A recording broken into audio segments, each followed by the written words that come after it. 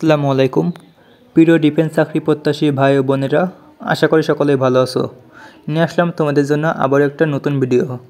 তোমরা যারা এবার বাংলাদেশ সেনাবাহিনীর সৈনিক পদে আবেদন করেছিলে, তোমরা সকলেই জানো ইতিমধ্যে তোমাদের মাঠ কার্যক্রম অলরেডি চলমান রয়েছে। বাট অনেকে আমাকে কমেন্ট করতেছো যে আমার এখনই SMS আসে নাই, আমি অমুক জেলায় অমুক তারিখে আবেদন করেছিলাম কিন্তু আমার এখনই SMSটা আসেনি। হ্যাঁ, এই সমস্যাটা এবার দেখছি সবচেয়ে বেশি দেখা যাচ্ছে যে SMS না আসা। তো আসলে SMS না আসার কারণ কি কি সমস্যার জন্য আপনার SMS আসছে না, সেটা নিয়ে আজকের এই ভিডিওতে বিস্তারিত আলোচনা করব। সো সম্পূর্ণ ভিডিওটা অবশ্যই ধৈর্য সহকারে দেখবে। আর মূল ভিডিওটা শুরু করার পূর্বে তোমাদের কাছে একটা ছোট্ট রিকোয়েস্ট, ভিডিওটি ভালো লাগলে অবশ্যই একটা লাইক দিয়ে চ্যানেলটা সাবস্ক্রাইব করে দিবে। তো চলো আজকের মূল ভিডিওটা শুরু করা যাক।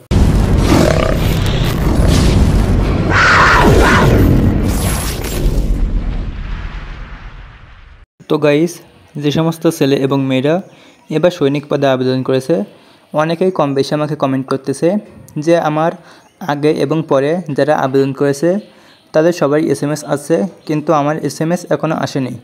এটার কারণ কি? তো সাপোজ ধরো তুমি যশোর জেলা থেকে আবেদন করেছো, এখানে তোমার রোল নাম্বার 100। তো দেখা যাচ্ছে তোমার আগে পরে যাদের রোল নাম্বার, অর্থাৎ যাদের রোল নাম্বার 95, 96 বা 101, 102, তাদের সবার SMSটা চলে এসেছে, এমনকি তারা মাঠ কার্যক্রমও করবে। তো তোমার SMSটা আসেনি, এই মুহূর্তে তোমার করণীয় কী, সেটাই আজকের এই ভিডিওতে আলোচনা করতে চলেছি। সো সম্পূর্ণ ভিডিও অবশ্যই ধৈর্য সহকারে দেখতে থাকো। তো সাপোজ ধরুন আপনি সেনাবাহিনীর সৈনিক পদে আবেদন করেছেন, এখন আপনার SMSটা আসে নাই। তো এই মুহূর্তে আপনার করণীয় কী? আপনার SMS যদি না এসে থাকে তাহলে অবশ্যই আপনি 3টা কাজ করতে পারবেন। এই 3টা কাজ যদি আপনি সঠিকভাবে করে সফল হন তাহলে আপনি মাঠ কার্যক্রম করতে পারবেন। আর যদি সফল না হন তাহলে কিন্তু অবশ্যই আপনাকে পরবর্তী বছরে সার্কুলার না দেওয়া পর্যন্ত অপেক্ষা করতে হবে। সো অবশ্যই বুঝে শুনে এই কাজটুকু করবে। তো এই 3টা কাজ কী চলো একে একে দেখে নিই। তো গাইস, প্রথমে যে অপশানটা রয়েছে সেটা হচ্ছে হেল্পলাইন অপশান। তো যে সার্কুলারটা প্রকাশ করা হয় তার নিচেই দেখবেন ডান সাইডে হেল্পলাইন নামে একটা অপশান রয়েছে। তো এখানে কিন্তু যে নিয়ম প্রসেস দেওয়া রয়েছে এটা অনুসরণ করে আপনি তাদের সাথে যোগাযোগ করতে পারবেন। তো কীভাবে যোগাযোগ করবেন তার উদাহরণ এখানে দেওয়া রয়েছে। তো এখানে দেখুন, প্রথমে সৈনিক দিয়ে স্পেস, তারপরে হেল্প লিখবেন, অবশ্যই অক্ষরগুলো বড় হাতে দিতে হবে। তারপরে আবারও স্পেস দিয়ে SSC বোর্ড, কোন বোর্ডে আপনি SSC পরীক্ষা দিয়েছেন, তারপরে স্পেস দিয়ে আপনার SSCর যে রোল নাম্বারটা রয়েছে সেটা দিবেন। তারপরে আবারও স্পেস দিয়ে কত সালে SSC পাস করেছেন সেটা দিবেন। তারপরে আবারও স্পেস দিয়ে ডিস্ট্রিক্ট কোড দিবেন। তো ডিস্ট্রিক্ট কোড কিন্তু এখানে নিচে দেওয়া রয়েছে। তো এখানে একটু তোমাদের ডিস্ট্রিক্ট কোডটা দেখে নেবে। তো তারপরে এগুলো লেখার পরে অবশ্যই যে একটা সেন্ড টু 6596 এই যে নাম্বারটা রয়েছে এই নাম্বারে সেন্ড করতে হবে।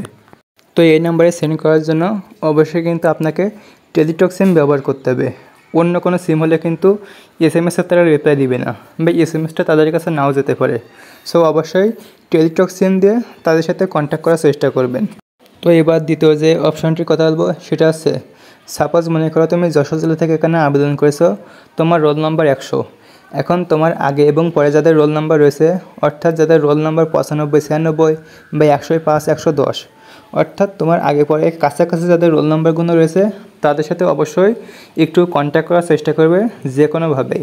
তাহলে দেখা যাচ্ছে তাদের যেদিন SMS আসবে, তোমার SMS না আসলেও তাদের যেদিন মাঠ কার্যক্রম হবে সেদিন তুমি মাঠ করতে চলে যাবে।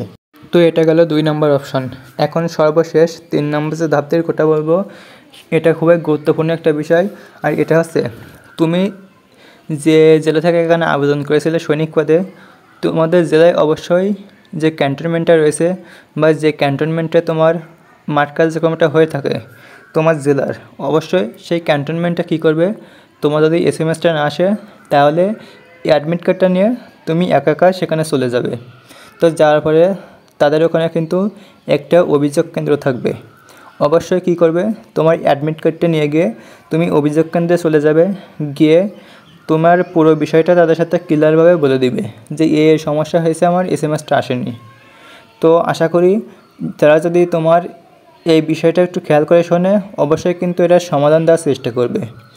আর যদি এই বিষয়টি কার্যকর না হয় তাহলে তোমাকে অবশ্যই কিন্তু পরবর্তী বছরের জন্য অপেক্ষা করতে হবে, অর্থাৎ যতদিন না নতুন সার্কুলার প্রকাশ করা হবে, নতুনভাবে আবেদন করতে না পারবে, ততদিন কিন্তু তোমার অপেক্ষা করতে হবে। প্রিয় দর্শকবৃন্দুরা, আশা করি পুরো বিষয়টা ক্লিয়ার বোঝাতে পারছি যে সেনাবাহিনীর সৈনিক পদে যে সমস্ত ছেলে এবং মেয়েরা আবেদন করেছো, তোমাদের অনেকেরই SMS আসছে না, আমাকে কমেন্ট করতেছো।